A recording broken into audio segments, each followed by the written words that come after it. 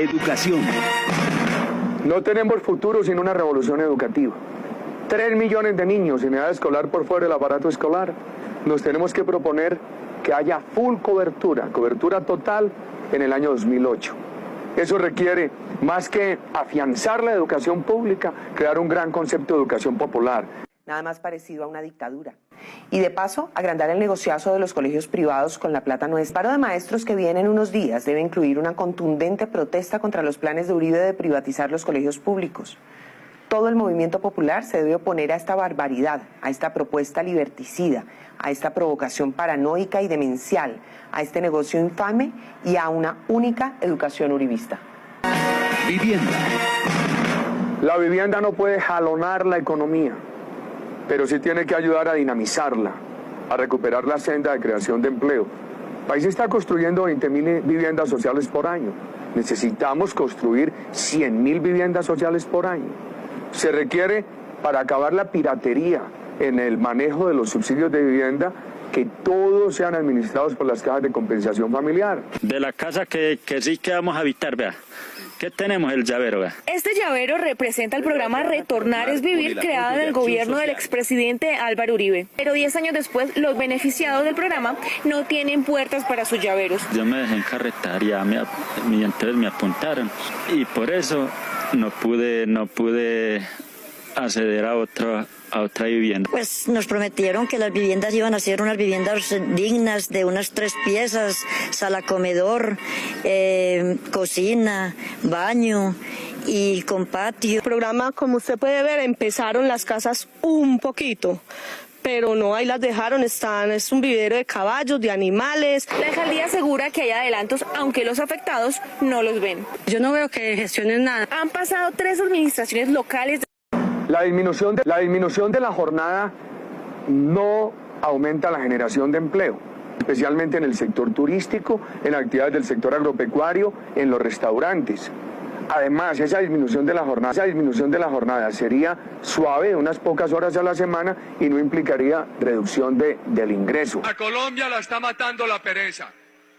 Lo que tenemos que hacer en modificación de jornada de trabajo es recortar la jornada de sueño, es recortar la jornada de vacaciones, es recortar la jornada de festivos. Para analistas, expertos y colombianos en general, el desempleo es la peor herencia que deja el gobierno de Álvaro Uribe. Y si bien hubo una reducción paulatina de esa tasa de desempleo hasta el 2006, del 2006 en adelante hasta el día de hoy, no ha hecho nada distinto que aumentar el desempleo.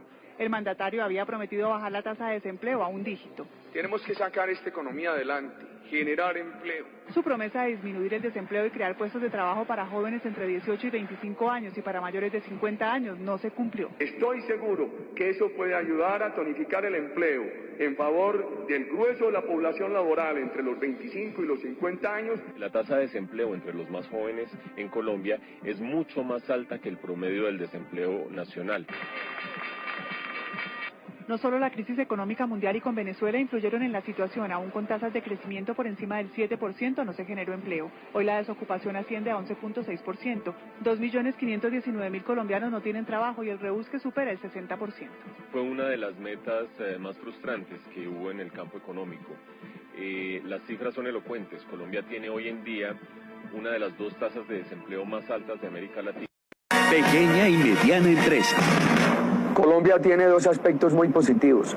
Primero, es el país del continente con mayor vocación y tejido más fuerte de pequeña y de mediana empresa. Eso es excelente. Segundo aspecto positivo, la ley recientemente aprobada para apoyar la pequeña empresa. Es muy importante que ese recurso, que en el primer año debe movilizar hacia la pequeña empresa 20.000 millones, se maneje con entidades ágiles. Nuestro crecimiento económico no ha logrado ni siquiera 1 dígito. Los más liberales auguraron el año anterior un crecimiento del 2.4 y estamos en 0.4. Otros garantizan un crecimiento del 2% para este año, el cual está por verse. Programas como Agroingreso Seguro y Familias en Acción fueron a parar a los bolsillos de quienes menos los necesitaban. Fueron programas diseñados para combatir el hambre y la pobreza. De los casi 44 millones de colombianos, solo 8 trabajan por cuenta propia. En tanto, 7 millones más están desempleados. Y lo peor, sin esperanza de un trabajo. El problema estructural de la pobreza no ha sido resuelto. Nadie se conduele de este enfermo terminal. Para financiar lo social, yo he propuesto una ley 012 al revés. Recorte Congreso, recorte consulados, recorte embajadas, cierre contralorías, cierre algunas de las superintendencias. Esto es, nos ahorremos más de 1 billón de pesos en gastos de funcionamiento. El Congreso de la República se reduciría de 266 a 150 congresistas, sin altos salarios, sin prebendas ni beneficios para ellos y sus familias. La revolución de las comunicaciones facilita un Congreso reducido en cantidad y costos, mezcla equilibrada de la representación y la participación. De esta manera, según Uribe, se reduciría el gasto y se invertiría en otros sectores. Los diputados no tendrían sueldo fijo, trabajarían por honorarios, habría más participación ciudadana para crear una ley. La promesa quedó sellada en el papel. Reducir las 1.050 personerías que tiene el país y las 13 superintendencias. Hace 8 años Uribe Vélez prometía una Contraloría Nacional pequeña para reemplazar a las 62 territoriales. Los 200.000 millones de costo de las Contralorías territoriales se podrían reemplazar por menos de 20.000, que costarían las auditorías externas sustitutivas. La promesa se quedó en el referendo del 2003. Había 62 Contralorías territoriales y hoy hay 62 Contralorías territoriales y una nacional, y hoy se mantiene ese mismo número de Contralorías. Si a eso le sumamos 8 medidas concretas contra la corrupción y una señal de orden público que estimule, que acelere el crecimiento de la economía, el país encontrará recursos para financiar educación, para financiar salud, etcétera. Somos el país más desigual de América Latina con un 0.58 de índice Gini, que es el que mide las desigualdades económicas de los países. La pobreza supera el 45%, el desempleo es superior al 12%, es el más alto de América Latina. La informalidad es mayor del 60%, la inflación es de casi el 8%, el crecimiento económico no llega al 1%, en tanto que la indigencia es del 16.6% después de México. En nuestro país la riqueza está concentrada en solo el 10% de la población. Según un informe del PNUD, pasamos del puesto 49 al puesto 77, es decir, ya nos estamos pareciendo a países como Kenia y como Haití. Convivir a las rondas campesinas. Con un auxilio de 5 millones de pesos al año para cada familia, de las 50.000 dedicadas a los cultivos ilícitos, el precandidato pretende que se erradique este mal del campo y que además los beneficiados denuncien a los vecinos que siembren coca o amapola, idea que podría generar un nuevo conflicto en las circunstancias actuales del país. No, es peligroso, no sé de dónde se les ha metido a ustedes en la cabeza esa parte. Yo lo hice en la serranía de Vive en Urabá, exitosamente.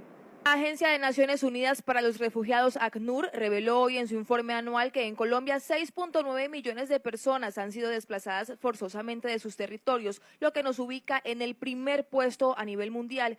Para Rodrigo Vargas, director del Comité Permanente por la Defensa de los Derechos Humanos, esto demuestra la ineficiencia y apatía del Estado con las víctimas de la guerra.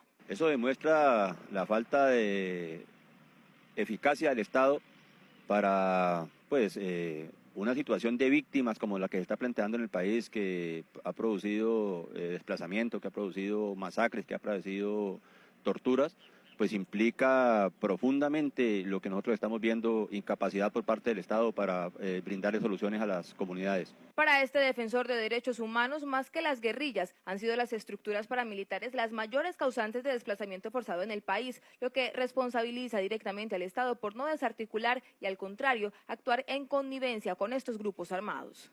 El Estado está en la obligación de acabar con las estructuras paramilitares que han sido en últimas las que han producido el mayor índice de desplazamiento. Actualmente, con los diálogos de paz entre el gobierno y las FARC, el cese al fuego unilateral y el desescalamiento del conflicto, la situación se ha frenado, contrario a los 8 años de gobierno de Álvaro Uribe Vélez, en que se generó el mayor número de desplazamientos forzosos en el país.